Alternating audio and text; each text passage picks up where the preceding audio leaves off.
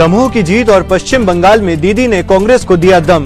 पूर्व कैबिनेट मंत्री दीपक सक्सेना ने कहा, लोकतंत्र और देश की अखंडता के लिए शुभ संकेत। मानवीयता का बेमिसाल उदाहरण बना गुप्ता परिवार, खुद के लिए मंगवाए इंजेक्शन भी कर दिए दूसरों के जीवन रक्षा के नाम।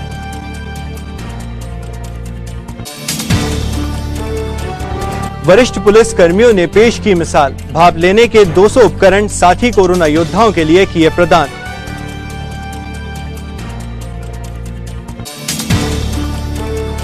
और कोरोना महामारी और लॉकडाउन में जनता कितनी बेपरवाह, पुलिस की कार्रवाई में कटे 10 लाख से ज्यादा के चालान, 600 वाहन हुए जब्त।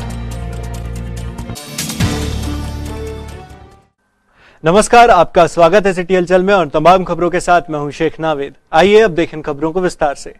बंगाल और दमोह चुनाव की जीत कांग्रेस के लिए संजीवनी साबित हो रही है। लोकतंत्र के हित में देश की एकता अखंडता के लिए पूर्व कैबिनेट मंत्री दीपक सक्सेना ने इस जीत को शुभ संकेत माना है। जी को फुल मैंडेट मिला है और दमोह उपचुनाव में भी कांग्रेस की एक बड़ी जीत हुई है, क्या प्रतिक्रिया है? देखिए, सबसे पहले तो हमारे लिए बहुत ही दुखद घटना है कि हमारे साथी जो मेरे साथ मंत्रिमंडल में और विधायक के रूप में हमारे जो साथी थे कल वो नहीं रह पाए। उनके लिए मैं सबसे पहले दुख व्यक्त करता हूँ, उनकी आत्मा की शांति के लिए भगवान से प्रार्थना करता हूँ। साथ साथ जो जीत हुई है ये तो निश्चित मोदी जी का फेल्यूर है। पूरी सरकार ने, जनता ने, बंगाल की जनता ने इतनी ताकत लगने के बाद केंद्र और राज्य की सरकारें सभी लगी थी और जो श्रेणी बन के वास्तव में ममता बनर्जी उभरी, उन्हें हम लोग बधाई देते हैं। और ये जनता जो बदलाव चाह रही, जनता अव्यवस्था से परेशान हो चुकी, उसका एक वो रिपोर्ट टाइप जैसा। दीपक भैया, आगामी चुनाव में आने वाले समय में क्या लगता है कांग्रेस फुल मैंडेट के साथ में सरकार में आएगी? देखिए, कांग्रेस अभी तुरंत आएगी या नहीं आएगी ये मैं कहने की स्थिति में इतना बड़ा मैं नहीं हूँ पूरे देश और प्रदेश के बारे में बता सकूँ, लेकिन आने वाले टाइम में परिवर्तन तो होगा। और परिवर्तन जब होगा, कांग्रेस अगर संगठित होती, अच्छी होती, तो कांग्रेस को लाभ क्यों नहीं मिलेगा? कांग्रेस क्यों नहीं आएगी? तीसरी बात आती ये चुनाव की, जो चुनाव हमारा दमोह का चुनाव हुआ है, ये दमोह का चुनाव कमलनाथ जी की चुनाव एक अच्छी जो प्रयत्न जो व्यवस्था थी चुनाव संचालन, कमलनाथ जी की नीतियों पर जो लोगों ने विश्वास किया वो, और साथ साथ हमारे जो साथियों ने मेहनत की उसका फल है। और हमारे एक साथी जो ब्रजेंद्र राठौर जी मेरे साथी थे, वो विधायक और मंत्री मेरे साथ थे, उनका दुखद निधन हुआ। खुशी के साथ साथ हम लोगों के लिए बहुत बड़ी क्षति है और उसकी पूर्ति संभव नहीं है। मैं भगवान से यही प्रार्थना करता हूँ, भगवान उनको जहाँ भी जगह दे, अपने चरणों में अच्छी जगह दे और उनके परिवार को दुख सहने की क्षमता दे, वो दे। और साथ साथ कमलनाथ जी और अपनी ओर से मैं उनके लिए श्रद्धांजलि अर्पित करता हूँ। आपदा के इस दौर में जहां एक ओर लोग अवसर तलाश रहे हैं, वहीं दूसरी ओर मानवता की भावना भी उपस्थिति दर्ज करा रही है। ऐसा ही उदाहरण बना है गुप्ता परिवार। छिंदवाड़ा निवासी नेहा गुप्ता ने अपने भाई के लिए नागपुर से रेमडेसिविर इंजेक्शन मंगवाए थे, मगर आज जब उन्होंने अपने पति सचिन गुप्ता के मोबाइल पर किन्हीं 2 युवकों के लिए इस इंजेक्शन की तुरंत आवश्यकता की मार्मिक अपील को पढ़ा तो उनसे नहीं रहा गया और अपने भाई के लिए मंगाए गए इंजेक्शन को इन 2 गंभीर रूप से बीमार युवकों के लिए निःशुल्क देकर मानवता की मिसाल पेश की।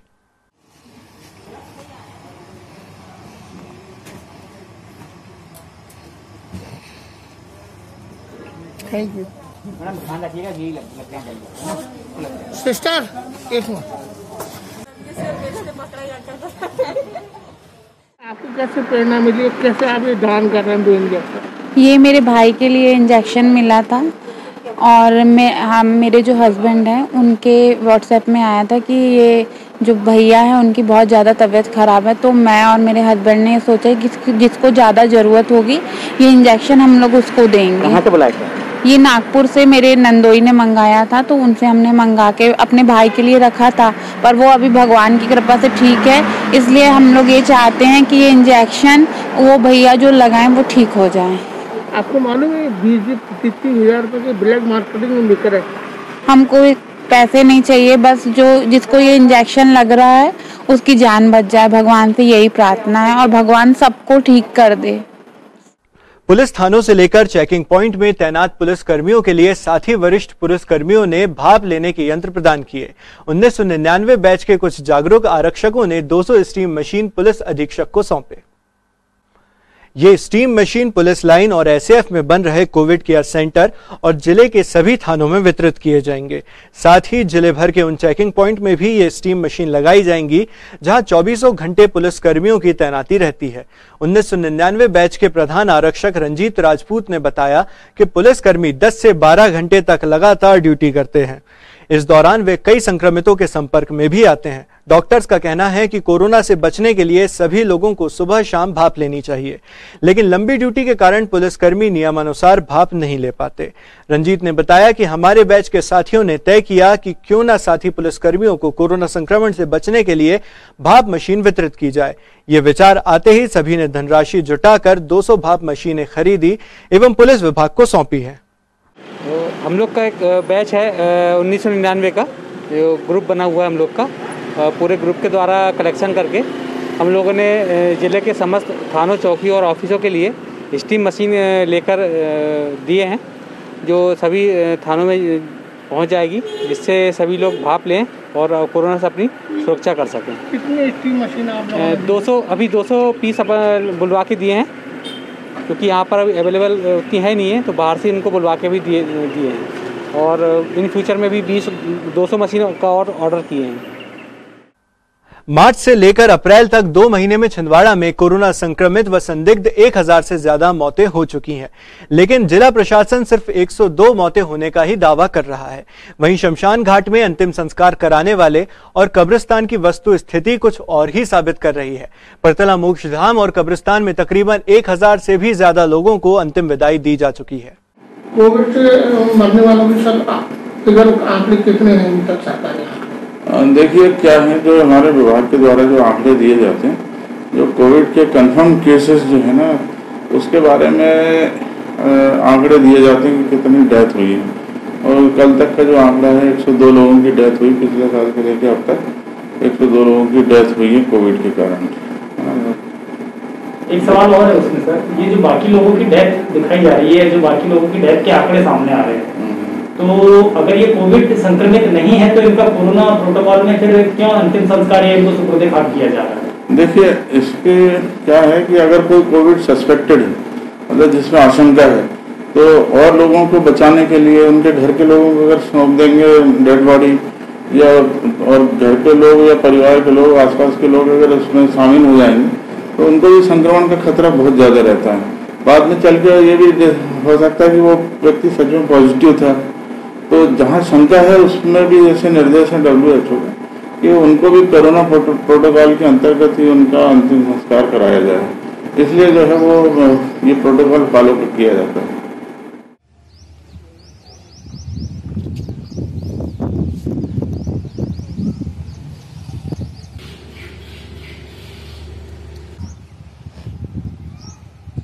कब्रिस्तान चौकीदार अब्दुल जहीर। 18 वर्ष हो गए मुझे यहाँ पर ड्यूटी करते करते। 18 वर्षों में मैंने कभी नहीं देखा इतनी मौतें। करीबन 2 महीने के अंदर में 213 डेटें हो चुकी हैं, जिसमें से 110 करीब कोविड की हैं और 120 करीब ऐसे जनरली हैं। और इतनी मौतें समझ भी नहीं आ रही करके किस वजह से हो रही हैं। मतलब सामान्य दिनों में इतनी मौतें नहीं हुई कभी। क्या नाम है आपका पूरा? अब्दुल जहीर। पहले कितनी मौतें होती थी जनरल दिनों में? जनरल दिनों में साल का वही आंकड़ा जाता था 360 365, और अभी तकरीबन महीने में 2 महीने में 200 से ज़्यादा मौतें हो रही हैं। 213-14 तक का आंकड़ा आज तक के हो चुका है।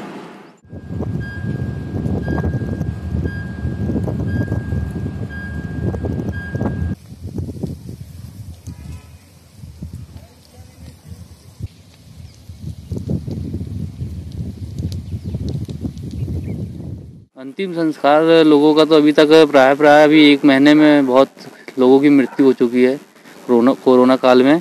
प्राय फिर भी 700-800 लोग की अभी तक अंतिम संस्कार यहाँ पर कर चुके हैं हम लोग। हमारे साथीगण जो निगम कर्मचारी और मैं, हम लोग साथ मिलके निगम की तरफ से अभी कोरोना प्रोटोकॉल के तहत यहाँ पर अंतिम संस्कार कर चुके हैं 700-800 लोग का।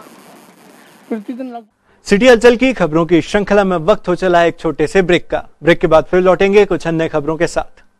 समस्त सम्मानित ग्राहकों एवं केबल ऑपरेटरों को सूचित किया जाता है कि आपके निवास या ऑफिस में लगे सिटी ग्लोबल के सेटअप बॉक्स को किसी अन्य कंपनी के सेटअप बॉक्स से ना बदलें। यह ट्राई के नियम अनुसार कानूनी अपराध है। अगर कोई केबल ऑपरेटर आपके सिटी ग्लोबल के सेटअप बॉक्स को प्रलोभन देकर बदलता है तो आप हमें इन नंबरों पर सूचित करें।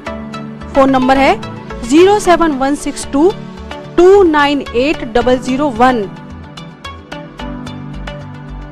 फोन नंबर है 07162 298 001। ब्रेक के बाद सिटी हलचल में आपका एक बार फिर स्वागत है। पुलिस अधीक्षक विवेक अग्रवाल आज चेक पॉइंट्स पर स्वयं मोर्चा संभालते नजर आए। लॉकडाउन और संक्रमण काल में लोगों ने कितनी लापरवाही बरती होगी, इस बात का अंदाजा पिछले दिनों पुलिस द्वारा की गई कार्रवाई से लगाया जा सकता है। विगत 2 महीनों में पुलिस ने 10 लाख से ज्यादा के चालान काटे हैं और 600 से ज्यादा गाड़ियां जब्त की गई हैं। जिला पुलिस अधीक्षक विवेक अग्रवाल के अनुसार यह चालानी कार्रवाई पूरे कर्फ्यू में निरंतर जारी रहेगी। एसपी विवेक अग्रवाल ने आने जाने वाले राहगीरों को हिदायत दी और जनता से विनम्र अपील की है कि अति आवश्यक कार्य होने पर ही घर से बाहर निकलें, हमेशा मास्क पहनें, नियमित दूरी बनाए रखें और हाथों को सैनिटाइज करते रहें। साथ ही उन्होंने बेवजह घर से बाहर निकलने वाले वाहन चालकों पर वाहन जब्ती व धारा 188 के उल्लंघन के तहत कार्रवाई करने की बात भी कही है।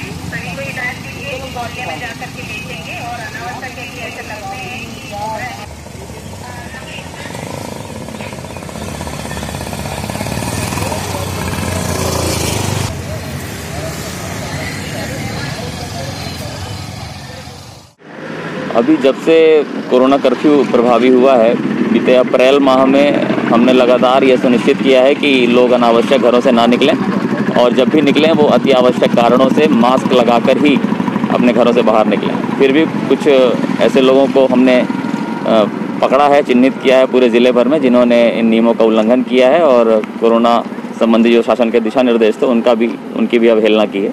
ऐसे लगभग 10,000 से अधिक लोगों के हमने पूरे ज़िले भर में बिना मास्क लगाए घर से बाहर निकलने के कारण जुर्माने किए हैं, जिसमें 10 लाख रुपए से अधिक की राशि अभी तक हमने जब्त की है। ऐसे लगभग 600 से अधिक वाहन भी हमने जब्त किए हैं पूरे ज़िले भर में इस अप्रैल माह में। जो लोग बिना कारणों से घर से तफरी करने के नाम से निकल गए या किसी अन्य बहाने का आधार लेकर निकल गए। हमारा मुख्य उद्देश्य यही है कि लोग कोरोना के इस जो संक्रमण है इसके गंभीरता को समझें और बिना कारण के घरों से बाहर ना निकलें। और साथ ही साथ हमने धारा 188 और अन्य प्रावधानों के तहत विभिन्न अपराध भी पंजीबद्ध किए हैं उन लोगों के विरुद्ध जो बार बार समझाइश देने के बाद भी अपनी जान को जोखिम में डालकर और दूसरों की जान को भी जोखिम में डालकर संक्रमण प्रसारित करने में अपनी भूमिका का निर्वहन करते हैं। अतः हम सभी से ये अपील करते हैं कि सभी लोग कोरोना के इस संक्रमण से बचने के लिए जो दिशा निर्देश शासन ने दिए हैं, मुख्य रूप से मास्क लगाना, मास्क अच्छे तरीके से लगाना, नाक और मुंह कवर करके लगाना, बार बार अपने हाथों से नाक और मुंह को न छूना, आपसी दूरी परस्पर दूरी बनाए रखना और साथ ही साथ जो सैनिटाइज़र और बार बार हाथ धोने की प्रक्रिया है उसका भी लगातार पालन करना। तो अभी तक ज़िले में इन सारे प्रयासों से निश्चित रूप से कोरोना का संक्रमण रोकने में हमें मदद मिली है और आगे भी हमें कार्रवाई जारी रखेंगे। मध्य प्रदेश से बंगाल चुनाव संपन्न कराने गए एसएएफ के जवान लौटकर आने पर कोरोना संक्रमण से जूझ रहे हैं। अभी तक की टेस्टिंग में 60 जवानों के संक्रमित होने की खबर आ रही है। विभाग द्वारा सभी को होम आइसोलेटेड किया गया है, जिनका प्राथमिक उपचार जारी है।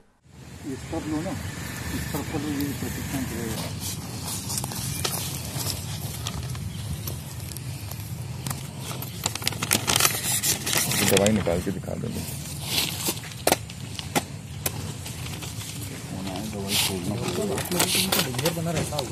तो दूर हो, डिस्टेंस मेंटेन करते हैं तो फिर तो बोलते हमको अंदर आके देखोगे क्या है ना। अगर हम इन्फेक्टेड रहेंगे तो फिर कौन आएगा, तो उनको मेडिसिन देना और ये करना। नहीं, मैंने बोला ये तो डेंजर जोन में ही काम कर रहे हैं ना, है ना। बहुत अब लोगों को लग रहा है टैबलेट है, नहीं ये तो बहुत डेंजर जोन में मल्टीविटामिन है, आप ही इन्फेक्टेड हो गए, विटामिन सी है, तो आम आदमी एजिथ्रोमाइसिन है, पैरासीटामोल है, ये ऐसी लाभ है।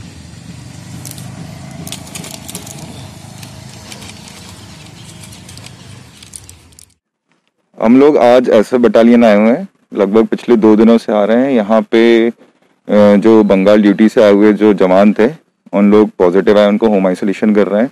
आज लगभग 30 लोग की रिपोर्ट पॉजिटिव आई है और उनको होम आइसोलेशन कर रहे हैं। उसके पहले भी हम लोगों ने लगभग 30 लोग को होम आइसोलेट कर चुके हैं। आपको क्या लगता है कितने लोग अभी तक टोटल पॉजिटिव हुए हैं और कितने लोगों ने टेस्टिंग करवाई है? अभी तक लगभग हम पिछले 1 साल से शहरी क्षेत्र छिंदवाड़ा का होम आइसोलेशन का कार्य देख रहे हैं और जिसमें मैं डॉक्टर करुष ठाकुर और मेरे साथ मनीष श्रीवास्तव, हम दोनों ही शहरी क्षेत्र का देख रहे हैं। तो लगभग अभी तक हमने छिंदवाड़ा शहरी क्षेत्र में 900 लोगों को होम आइसोलेट कर चुके हैं पिछले 1 साल में। यहाँ की क्या स्थिति है? यहाँ की है कि यहाँ अभी लगभग 60 लोग अभी पॉजिटिव हैं, जो कि यहाँ ये पीटीएस प्रशिक्षण जो इनका इंस्टीट्यूट है यहाँ पे होम आइसोलेट है। ये क्या प्राथमिक उपचार दे रहे हैं आप लोग?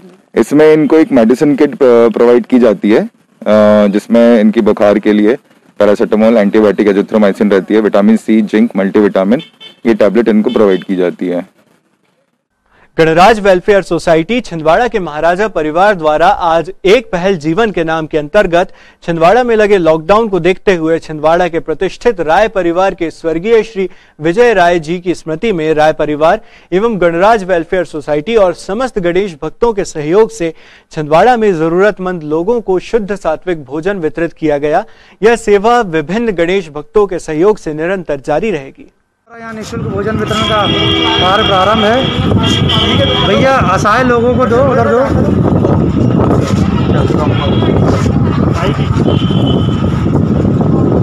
तो दे दे आप। बोलो छिंदवाड़ा के महाराजा की भोजन, आप निःशुल्क भोजन खाइए। आज छिंदवाड़ा के महाराजा परिवार द्वारा सभी लोगों को भोजन उपलब्ध कराया जा रहा है। हमारे पंडित जी श्रवण शर्मा जी एवं सभी लोगों को भोजन मिल गया। यहाँ सबको मिल गया, भोजन मिल गया। छिंदवाड़ा के महाराजा द्वारा ये बड़ा पुनीत कार्य किया जा रहा है। इस लॉकडाउन के समय में लोगों को मदद की बहुत आवश्यकता है और मैं चाहूँगा कि इस पुनीत कार्य से दूसरे लोग प्रेरणा लेकर और सामने आए और इस अच्छे कार्य में मदद करें, लोगों की मदद। इस पुनीत आयोजन को करने के लिए छिंदवाड़ा के महाराजा गणराज वेलफेयर सोसाइटी आगे आया हुआ है और हम निवेदन करते हैं शहर के सभी सामाजिक धार्मिक संगठन से जो सेवा इस प्रकार की कर रहे हैं, जो अभी जिन्होंने प्रारंभ नहीं किया है, अभी अति आवश्यक है। 15 दिन का लॉकडाउन और आगे बढ़ा हुआ है। ऐसे में जो बेसहारा असहाय भूखे जन लोग बैठे हुए हैं उन्हें भोजन की सख्त आवश्यकता है। इसलिए मैं सभी से प्रार्थना करता हूँ कि इस प्रकार का भोजन बांटने में आप लोग सहयोग करें और कुछ लोग स्वयं आगे आकर के भोजन को वितरित करें। जो हम लोग को सहयोग कर रहे हैं हम उन्हें बहुत बहुत धन्यवाद और साधुवाद देते हैं। आप भोजन में क्या क्या वितरित कर रहे हैं? भोजन में रोटी है, दाल है, जीरा वाली दाल है, चावल है और भरपूर भोजन है, जिससे एक टाइम इन लोग तृप्त हो जाएंगे और ये हमारा कार्य आगे भी निरंतर चलता रहेगा। लॉकडाउन के तीसरे चरण के 8वें दिन भी लगातार 29 दिनों से आदिशक्ति दुर्गा पीठ एवं श्री राम भक्त हनुमान मंदिर समिति लालबाग हमेशा की तरह चिन्हित स्थानों पर गरीब असहाय भोजन बनाने में असक्षम हैं उन लोगों को भोजन की व्यवस्था करवा रही है। साथ ही जो अस्पताल में मरीजों के परिजन गांव से आए हुए हैं उन्हें या जो एक शहर से दूसरे शहर जा रहे हैं उन्हें भी समिति भोजन प्रदान कर रही है। समिति को आज भोजन के लिए सहयोग Shrimati Shweta Manish Ghai my passion boutique परिवार द्वारा प्राप्त हुआ। साथ ही समिति को कमल मदान जी, मंजीत सिंह बेदी जी, पूरन राजलानी जी एवं कीर्ति प्रजापति, अतुल चौरसिया जी लगातार सहयोग प्रदान कर रहे हैं।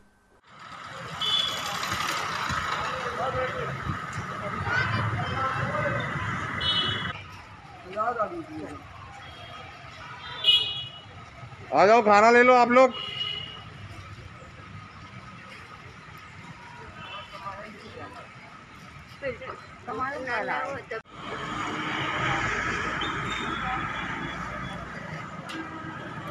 क्या हो गया भाभी? हैं? बोलो बोलो, क्या हो गया?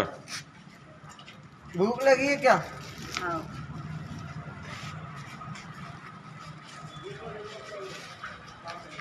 विक्की, तुम आज यहाँ कैसे?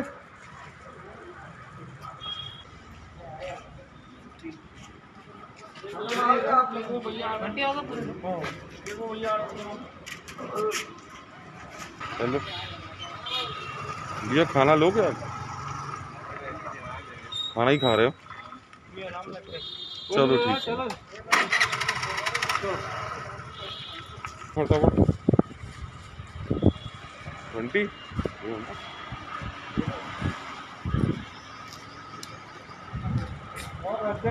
और बाकी लोग के रख दो 3 पैकेट।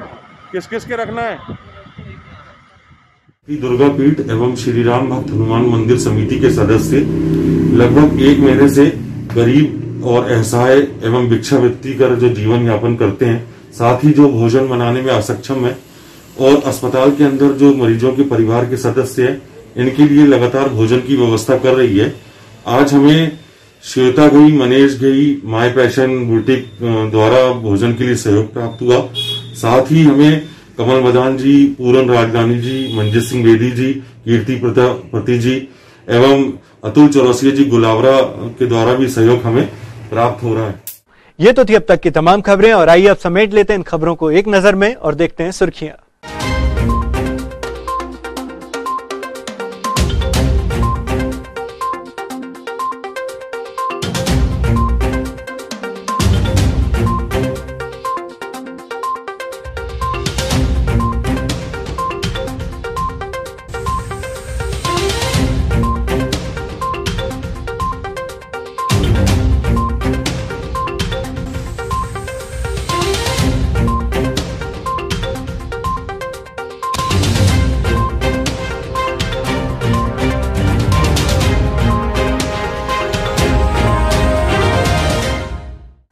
आइए अब अंत में चलते चलते एक बार फिर नजर डाल लें आज की हेडलाइंस पर। दमोह की जीत और पश्चिम बंगाल में दीदी ने कांग्रेस को दिया दम। पूर्व कैबिनेट मंत्री दीपक सक्सेना ने कहा, लोकतंत्र और देश की अखंडता के लिए शुभ संकेत। मानवीयता का बेमिसाल उदाहरण बना गुप्ता परिवार, खुद के लिए मंगवाए इंजेक्शन भी कर दिए दूसरों के जीवन रक्षा के नाम।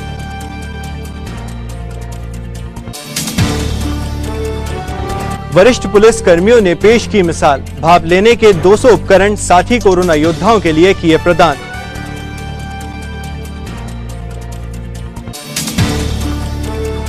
और कोरोना महामारी और लॉकडाउन में जनता कितनी बेपरवाह, पुलिस की कार्रवाई में कटे 10 लाख से ज्यादा के चालान, 600 वाहन हुए जब्त।